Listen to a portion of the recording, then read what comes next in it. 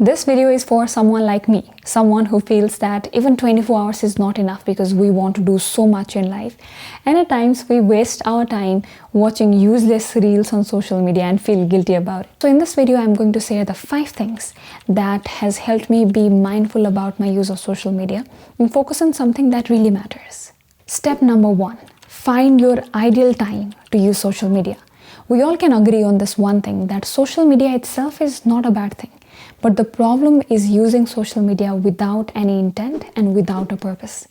There was a time when I was so frustrated because I used to spend a lot of time on reels that I decided to remove Instagram, Facebook and everything from my life, and I didn't use it. But what happened the same week is that somebody really important DM'd me inviting me as a speaker for an important event. And because I didn't have anything, I was not in touch with the social media. I missed that wonderful opportunity. So I decided that that was not a permanent solution. So rather what we can do is we can identify what's important for us in social media. For example, for me, it's important for me to check the messages that people have sent me every day.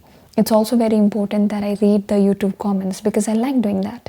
And it may also be important to check what's going on in my country. So I would love to open Instagram, quickly go through stories of my close people and one particular news site to check what's going on.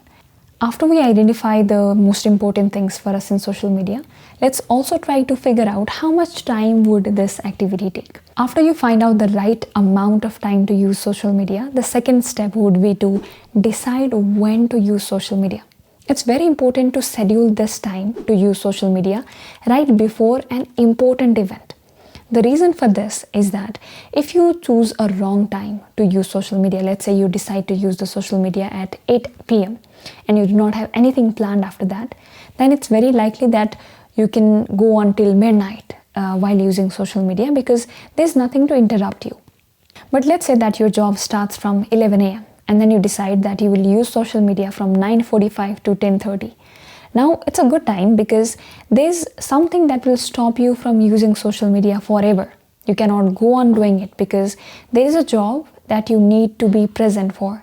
So, whenever you decide a certain time to use social media, always make sure that there is something important that will disrupt this cycle and you cannot go on scrolling for hours. What I personally like doing is I reach the office by 10 and till 10:30 I quickly go through the messages, comments and updates on social media so that there would always be something to interrupt me. Either it will be a team member to discuss something or there will be a certain task that I am supposed to do. So I cannot go on scrolling the social media for hours. In the step number 5, we will further discuss how the surrounding and the device can also affect this. But for now, remember to have a fixed time to use social media and always keep it before an important event so that you cannot go on using it for a longer period of time. The second step is to turn off all the notifications from your phones except for the most important ones. When I wanted to stay away from my mobile phone, there was one thought that kept on bothering me. What if somebody really close to me gets into an accident and they try to call me and I'm not available? What if somebody has a really urgent situation and they give me a call but my notifications are off? So I try to make sure that I keep my phones not in a silent mode, but I turn off all other notifications. And I'll tell you why it's so important. Our mind and thinking works heavily on the basis of cues, which means that when we see, hear, or even feel something, we get reminded about the memories associated with that. The same thing happens with mobile phone notifications as well. When we see, hear, or even just feel the vibration of the notification in our phone, then we keep on thinking about it and we cannot help but pick it up to check what's there. And at times, it may have happened to you that you wanted to check something really important in your phone, but then you saw a notification from a different app like maybe Instagram or Facebook. You clicked it and then we may end up spending hours on something that we didn't intend to do and we do not even remember why we opened the phone in the first place. Along with it, removing the notifications can also help us in deep work because deep work requires concentration without a lot of diversion of mind. But notification, they take us to so many different places, so many different thought process and even to different applications. So it's not even good for deep work. Another thing that you can do to beat the social media addiction is to know what you can do rather than using social media. A lot of times we start using social media just because we are confused on what to do and we do not exactly know what would be the best activity for now. So I recommend you all to make a list of things that you absolutely love doing and that is truly rewarding for you.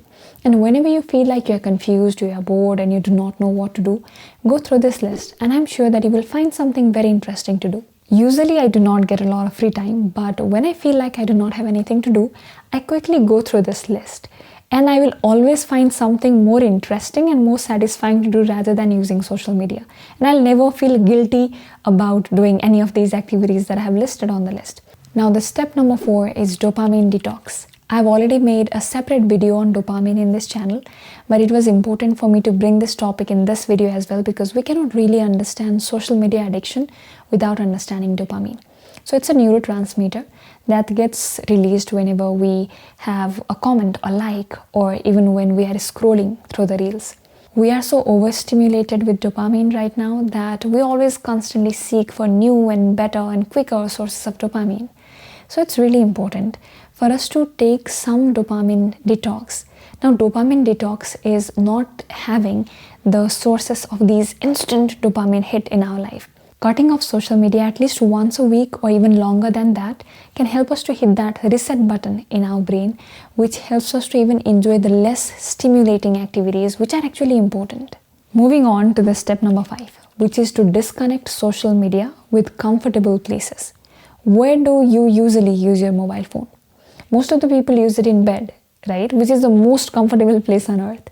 So it's easier for us to go on using it for hours. But would you use the social media for the same amount of time if you had to do it standing? Probably not. The problem here is that our brain connects a habit with a certain place. So if you have a habit of using your mobile phone in your bed, and when you go to your bed without even wanting to use the mobile phone, your hands will automatically reach out to it because the habit is connected to that place. So it's very important to disconnect it with bed. So rather than suddenly trying to stop the use of social media, let's start by disconnecting it with comfortable places.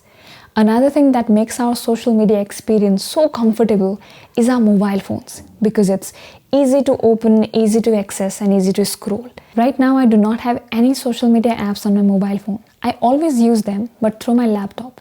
The advantage of using laptop or less comfortable devices rather than smartphones for our social media is that we cannot open our laptop everywhere, anywhere and start scrolling, right?